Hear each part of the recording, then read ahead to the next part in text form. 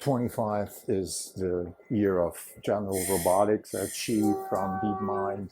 Always interesting to hear him. He was at DeepLearn 25.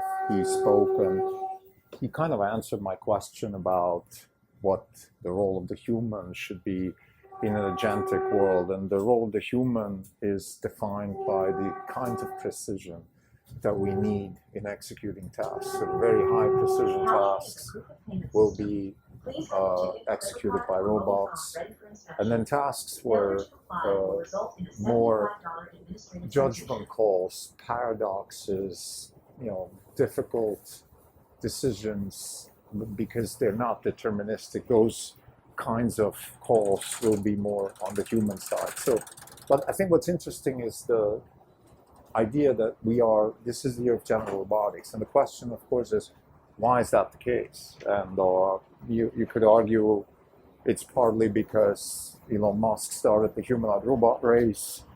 Others are now catching up very quickly, including China. We have the war in the Ukraine, which is basically turning out to be an autonomous aircraft war.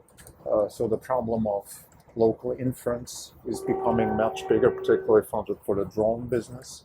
So you have this issue of electronic warfare, so you can interfere with electromagnetic waves, and you need local inference capabilities. The VGX chip, I don't think that particular chip, the latest one, is going to be able to solve that problem. But that's the direction. I think we've said that several times. San Antonio. Sorry. The Tesla inference chip on the car, and in future on the Optimus side, those will be very crucial assets.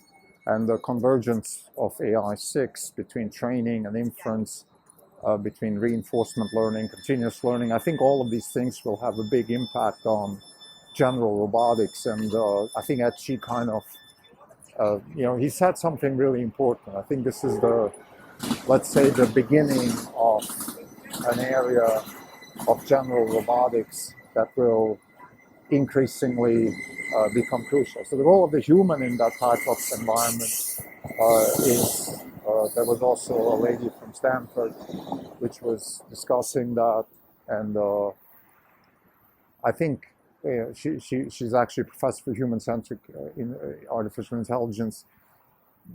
There's a paper actually that she wrote.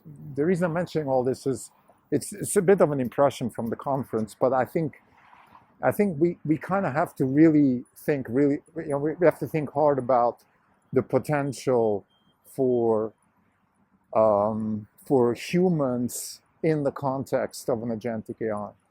I think Xi's answer is actually really good. So you need very precise execution, whether it's drones flying, soldiers, robotic soldiers executing tasks, cybersecurity, things along those lines. And then we have more, I think that the human will definitely be more involved in paradox type situations where you just don't have a clear 0-1 situation. It's more of a judgment call, a 50-50.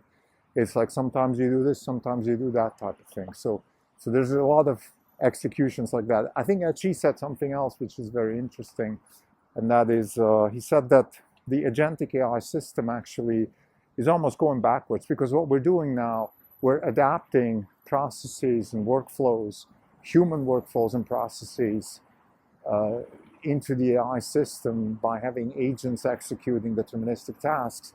And we have this problem that every time, on every step of the value chain, we kind of have to squeeze, we have to sort of, squeeze a circle in a square kind of thing. Whereas if we had one comprehensive model that can intuitively make decisions, and maybe also through reinforcement learning, find Move 37 type solutions that we humans can't even come up with. So we're kind of forcing the eyes into human systems when in fact we should maybe have a more comprehensive eye. But this is for another discussion. I want to get back to the main comment, which is this is the year of general robotics. And general robotics is the embodied extension of agentic AI. And I think agentic AI as a system is very interesting because it's going to change workflows, but most importantly also, it's creating a whole new value chain of onboard inference, of convergence of inference and training and continuous learning. And I think those are the most important aspects of agentic embodied AI. Thank you.